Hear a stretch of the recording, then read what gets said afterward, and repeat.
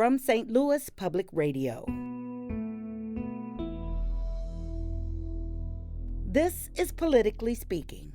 For years, a group of Missouri lawmakers have been trying to find a way to pass a tax credit incentive for K-12 scholarships, which they believe could provide a better opportunity for kids that live in areas with underperforming schools. State Representative Phil Christofanelli was the sponsor of a measure that finally broke the decades-long logjam. And the St. Charles County Republican joins us on the latest episode of Politically Speaking to explain what empowerment scholarship accounts are and respond to critics who think they're a bad idea. Let's hit the music. This is the Politically Speaking podcast, the definitive show about Missouri politics. We have to talk about things that matter to people. I've tried to bring that same aggressive iconoclast style with me to the United States Senate. I think my district is a model for the state. We put Missourians first. You just kind of have to find the common ground with people. I believe that this district deserves someone who represents their values. After I came back to St. Louis, I started thinking that I could have a bigger role on the change that I wanted to make.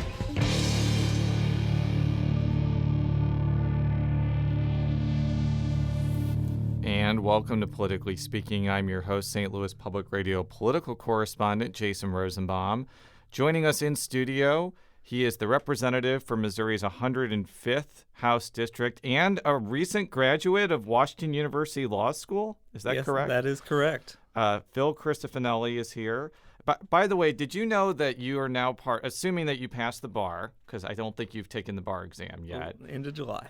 You are part of an illustrious group of Missouri House members that got their law degree while serving in the House. That includes former State Representative Stephen Weber, former State Representative Chris Kelly, former Representative and Senator Ken Jacob, and most notably, former Governor Warren Hurns. Oh, really? I didn't know that. And Steve Carroll. And Steve Carroll as well. Yes. How exactly did you do that without going crazy?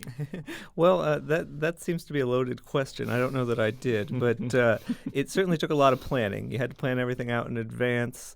You had to pretty much give up your entire social life for 3 years and really had to knuckle down and juggle a lot of chainsaws. But it all worked out in the end, and I'm glad I did it. Well, congratulations on that accomplishment. But we're not here to talk about your multitasking. Sure. We're here to talk about a couple of bills that you sponsored that made it through the legislative process, as well as the ongoing and upcoming special sessions.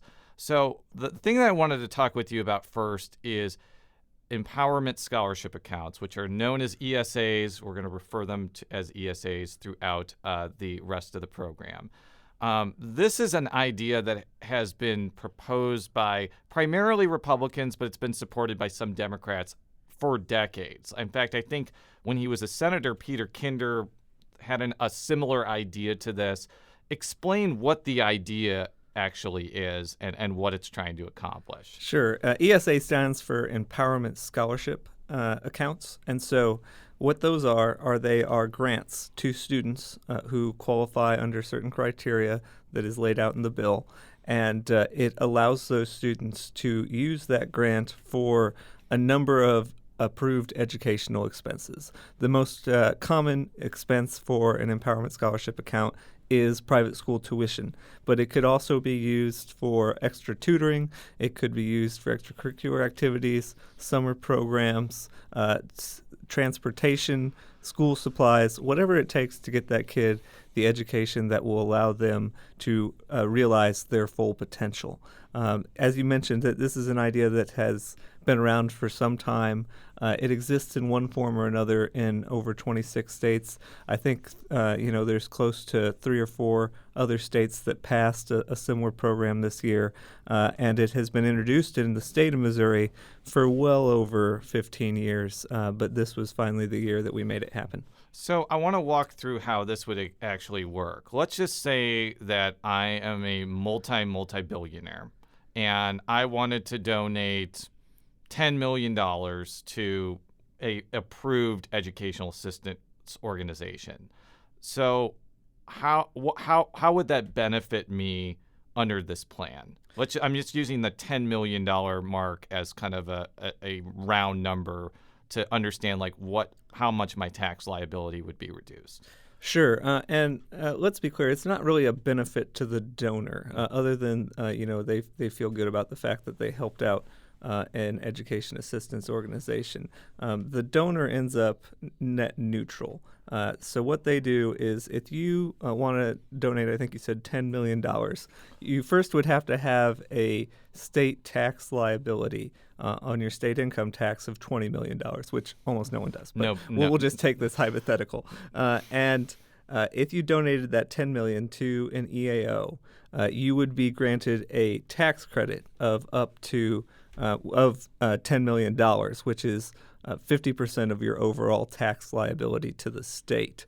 And so when you pay your Missouri income taxes the next year, you would pay, you have a $20 million obligation, you'd pay your 10, and then you'd use your credit for the other 10. So you're still out $20 million, but you essentially were able to dedicate 10 of that $20 million to an EAO for the purpose of helping kids. What is the cap for the state? Because I know that was a source of contention as this was going through the process. Sure. Yeah, and it changed throughout the process, and we could get into the details of how there were two bills ultimately that created the ESA program. But if, assuming both House Bill 349 and Senate Bill 86 are signed, the cap will be, in the first year, $25 million in tax credits that could be issued, and that is allowed to grow at the rate of inflation up to $50 million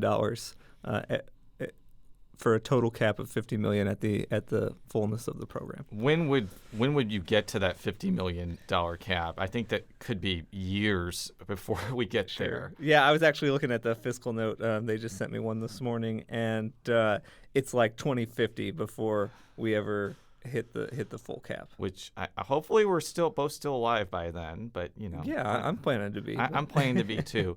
So I know that the biggest argument against this idea, and it's been there's been bipartisan support for this idea, but also bipartisan opposition, is the opponents feel like this is a backdoor way of siphoning away money from public schools, which I think you heard over and over again during debate. So I want you to address that argument. Sure. Well, I mean, it's false, because the $25 million is going to come out of general revenue, and education is just a portion of our budget. That $25 million was in no way earmarked for education. Education in our current budget is going to be fully funded. It's going to get more money than it did the year previous. So there's no evidence to suggest that $25 million was going there and then now is not. But also, we put in a number of sweeteners in the bill for the public school community. The most notable one was the transportation trigger. The state historically has underfunded its obligation to transportation in mostly rural school districts, but also some urban ones.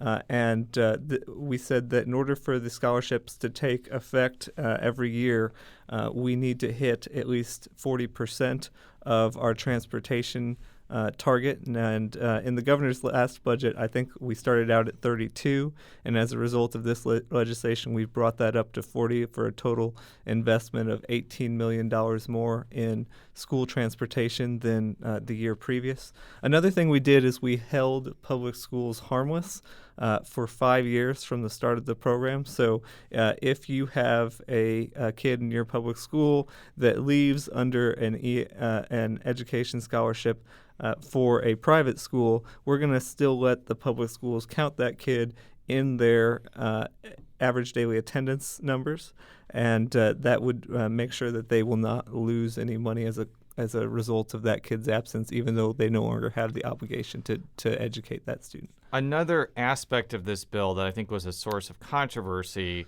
was about where it would actually take effect and how more rural areas it wouldn't apply. Can you kind of walk us through that part of the bill? Sure. So in order to be a qualified student that can receive a scholarship, you have to be a resident of a first-class charter county or a city with a population of greater than 30,000, which is most of the students in this state, but does leave out some very small rural parts of the state as far as population goes. I want to say like 70% of the state is covered under the ESA bill. And there are a number of reasons for that. A lot of the rural school districts have very small schools that if they lose, even 5 to 10 students, it could be very difficult for those schools to remain in operation, and that's just not the case in your more urban environments. And also in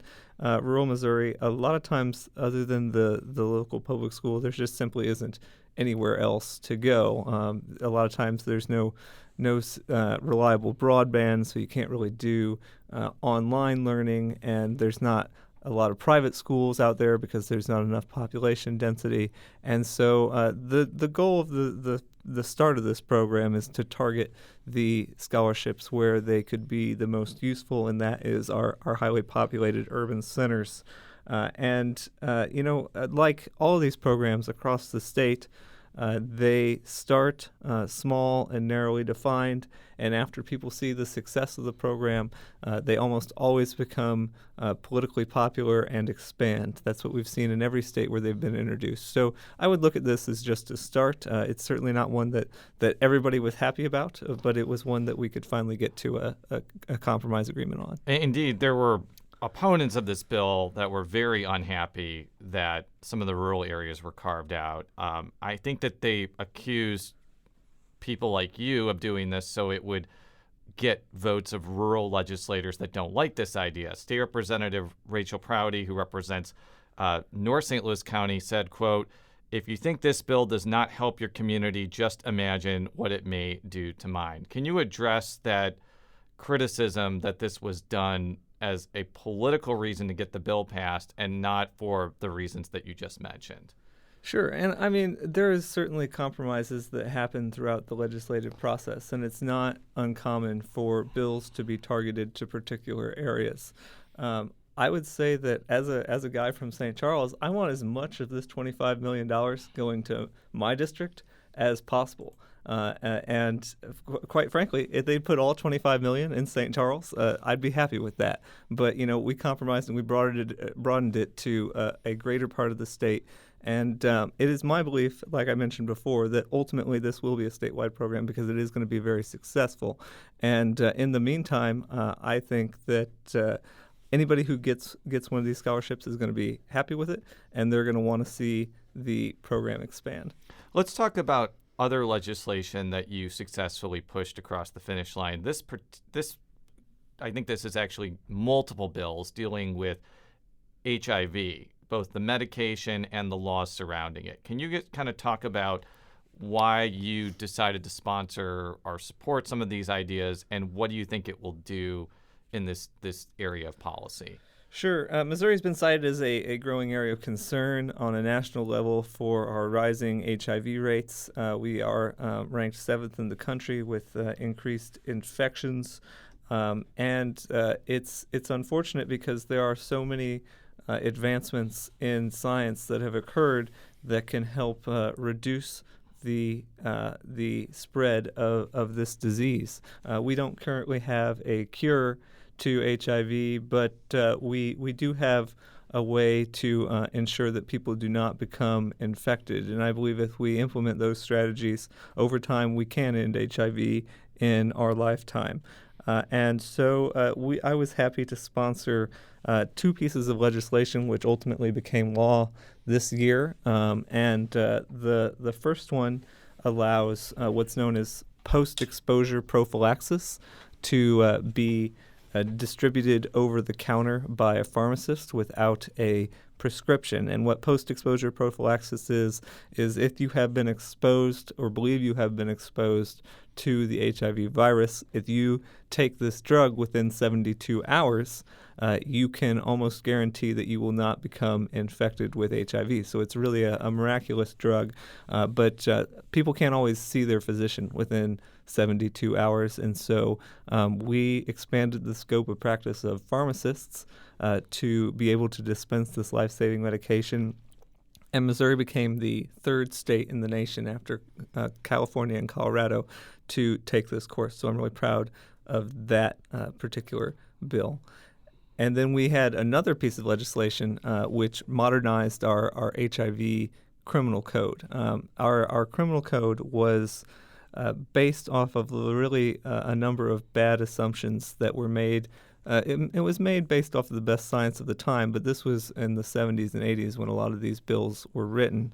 And there were two underlying premises that were wrong that these laws were based on. The first was that HIV was a death sentence. And at the time, if you did contract HIV, your life expectancy was relatively low. But that has changed dramatically. Now, under our modern medical regime, you can live a long and healthy life while being HIV positive because we have medications that can reduce your viral load essentially down to an undetectable level.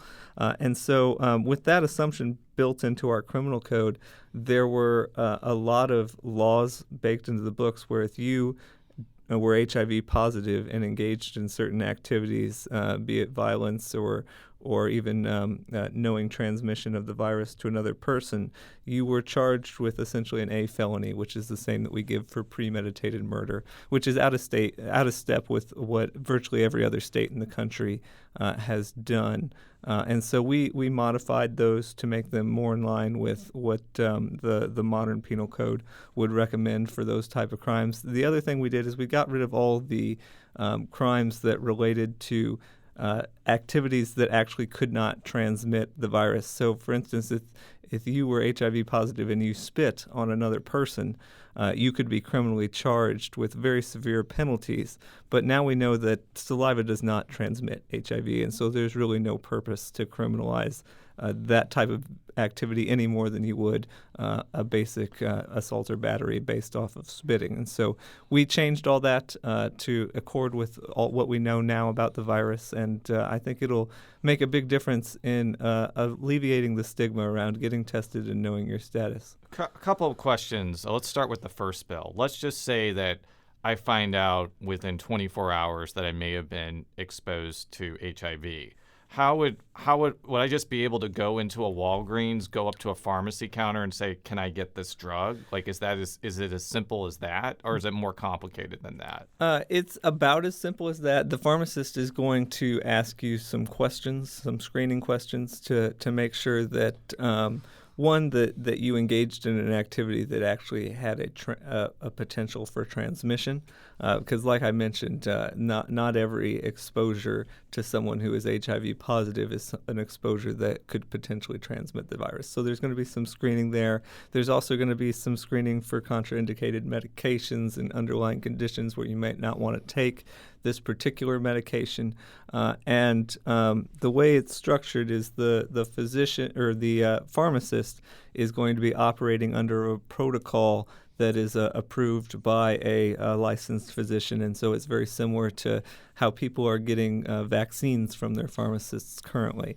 And so, it will be as easy as you're going to walk into the Walgreens. You're probably going to be privately screened to make sure that there's no problems. But after that, you'll be able to access the medication right away. For the second bill, you mentioned that before your bill passed, it was an A felony if you knowingly transmitted HIV to someone. Did it go down to like a misdemeanor, or is it No, is it a lower felony? Like, what would be the punishment if you did that and you were found guilty of that? It's a C felony now, and that's still a very serious crime that accompanies with it, I want to say, a range of 10 or more years in prison. And let's be clear that knowingly or purposely transmitting a virus is a very serious offense, and it should be treated seriously.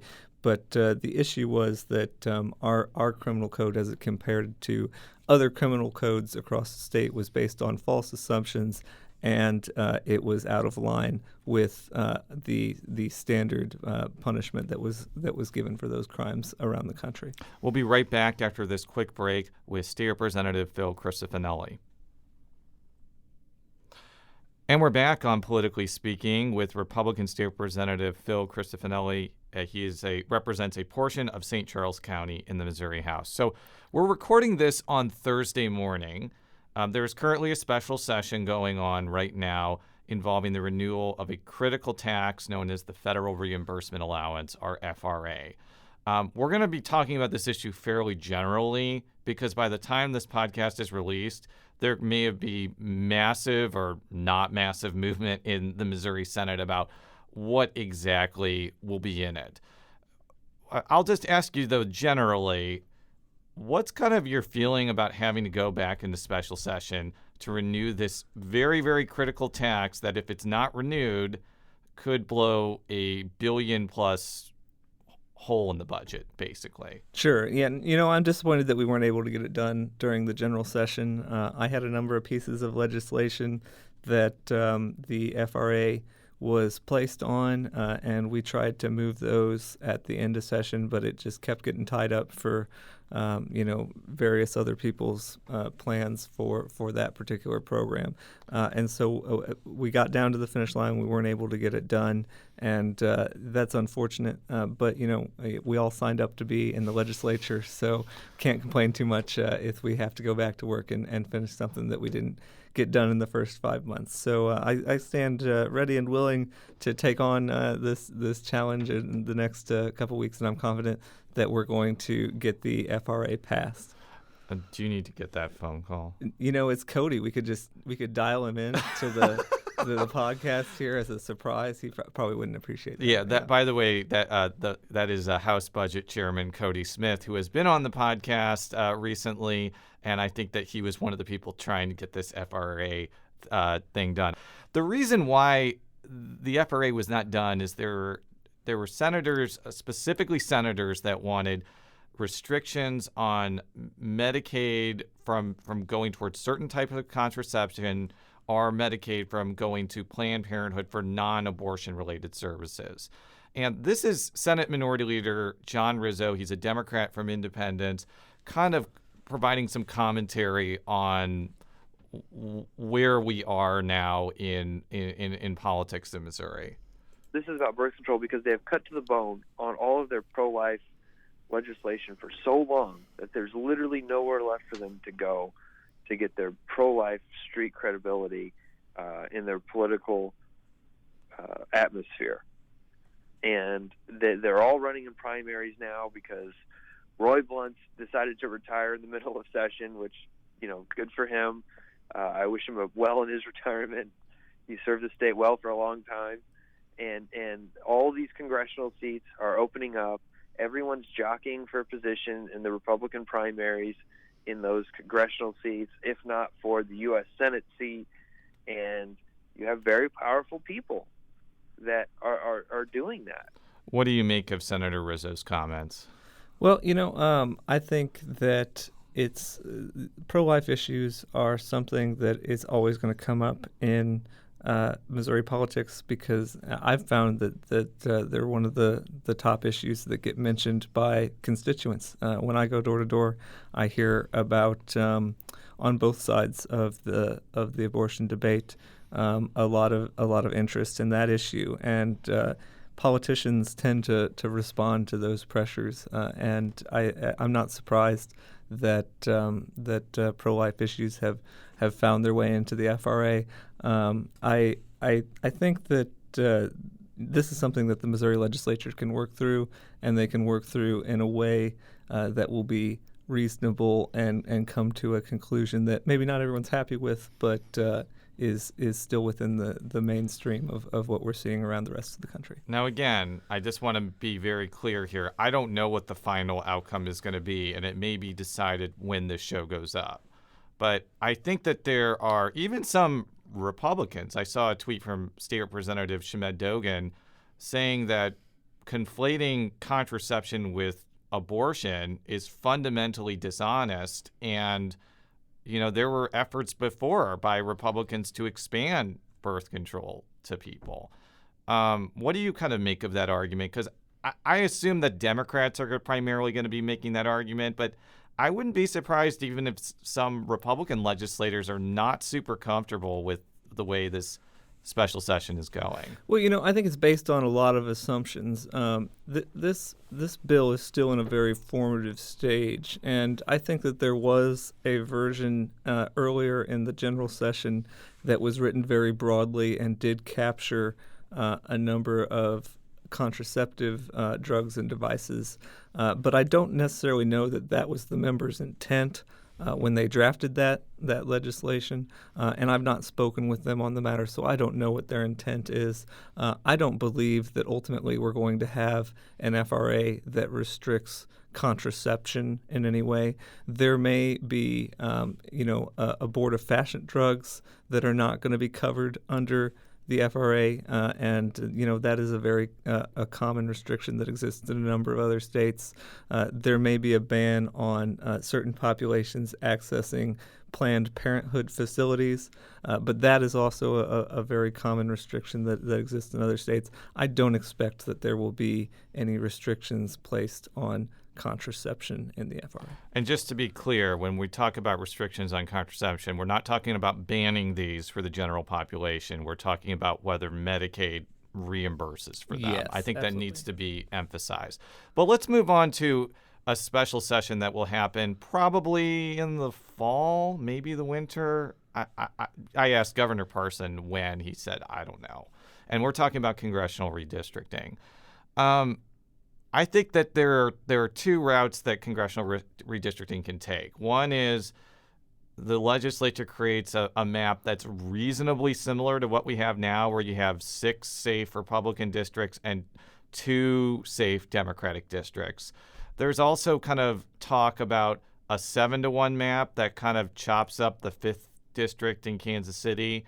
And, there are people who feel like that is going to happen, and there are even some Republicans who are like, that could put other districts at risk. We're just going to keep Cleaver's district the same.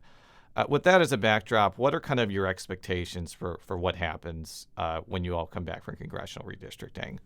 It'll be interesting. I think that a lot of the changes are probably going to be made over the Senate side, just because the structure of the body is more conducive to collaboration and compromise on an issue of this type.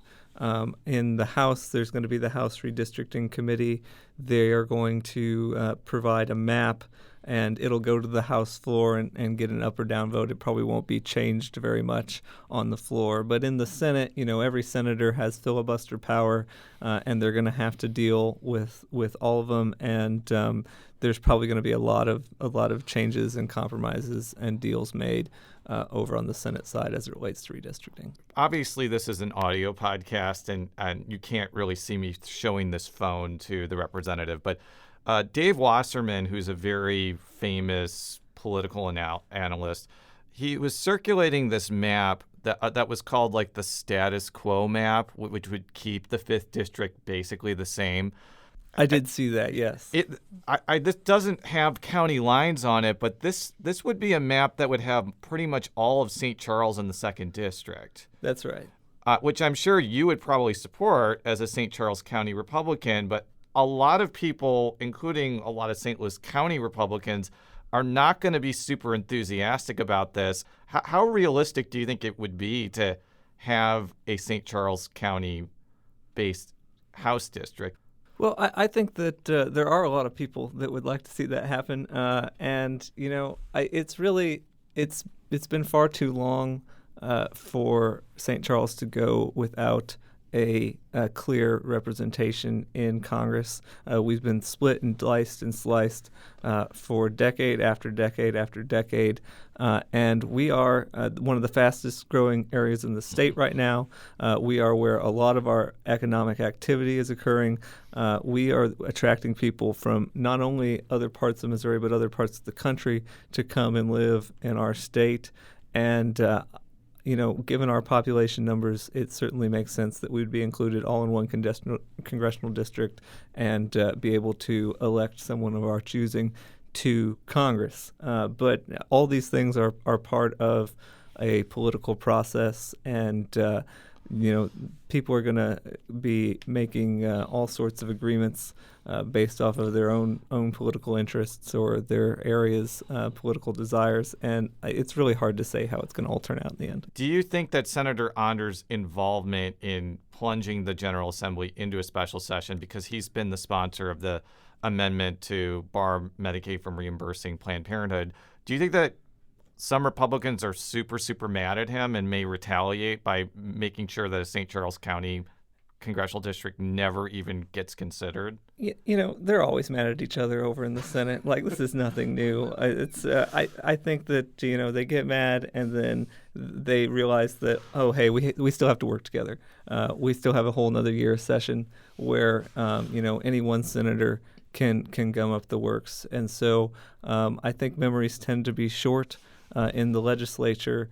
And while you may be enemies on one day and one particular issue, when it comes to the next issue, a lot of times you can put that aside and get to work on what's best for your constituents in the state. And so I'm confident that the Senate has the power and ability to do that regardless of any sort of political controversy that may exist at any given point in time in the past. So this is kind of an unprecedented situation. I don't remember the last time that redistricting happened for congressional redistricting, and Republicans held the governorship and both houses of the legislature with supermajorities. I'm sure it's happened maybe in the 1800s or something, but not in recent memory.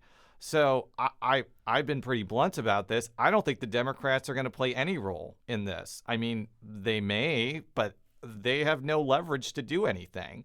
But there are going to be people like State Representative Tracy McCreary who are going to try to use the bully pulpit to influence the process. This is what she had to say on a recent episode of Politically Speaking. It's no secret that Democrats are in the super minority in both the House and the Senate. But I truly believe that Missourians who are represented by Republicans are going to be communicating with their elected officials between now and when we have our special session on redistricting about the importance of making sure the maps are drawn fairly. So it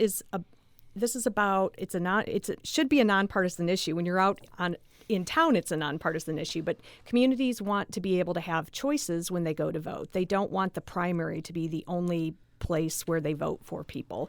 You're probably going to hear that argument a lot from your Democratic colleagues. What will be your response when you hear that? I think that they are underestimating their influence over the process. As I mentioned, there are a number of Democrat members of the Missouri Senate.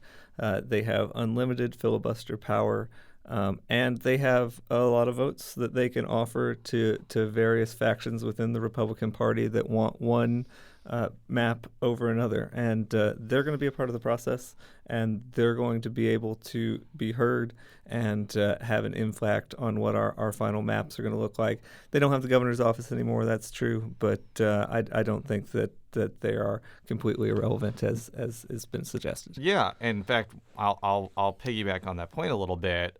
If you go back in the last 20, 30, 40 years, there's actually been a pretty strong alliance between Republicans and Black Democrats to make sure the first district has either a majority or plurality African-American population, because that ensures that there's a Black congressperson out of St. Louis, but it also ensures that the second district is fairly Republican. So it kind of meets both of those interests. And also, like, if there are Republicans that want to keep the 5th district Democratic to prevent the 6th or the 4th district from becoming more Democratic, that's another example of Democrats working together. Now, I'm sure that there are a lot of Democrats who are like, that's not the type of working together I want if I want competitive districts. But is that kind of what you were referring to earlier, or am I not reading between the lines correctly? I think that's certainly a possibility of how it could play out.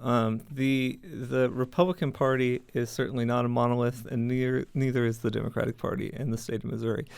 There are different interests and different factions, and sometimes those interests and factions overlap and align across party lines in the Capitol. And you're going to see a lot of that play out over the course of redistricting. My final question for you, same as my final question for Representative McCreary, do you expect any other special sessions besides FRA in congressional redistricting? There's been a lot of calls for special session. After seeing them all, I placed a call of my own for any bill that I wasn't able to pass in the general session. Still waiting to hear back from the governor's office as to whether we're going to do that one or not. But my guess is that the two you listed are probably the only we do this year. Well, as much as I would have loved to cover 13 special sessions, we'll have to wait till 2022 to deal with some of the unfinished business. Representative, thank you so much for coming to St. Louis to record an episode of this show. Politically Speaking is a product of St. Louis Public Radio, which is part of the University of Missouri St. Louis.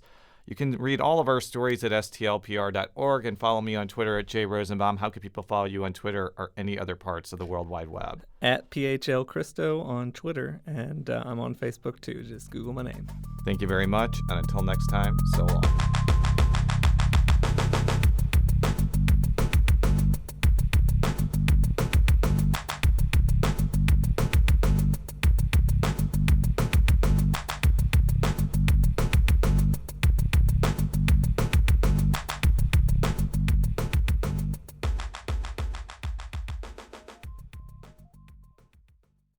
From St. Louis Public Radio.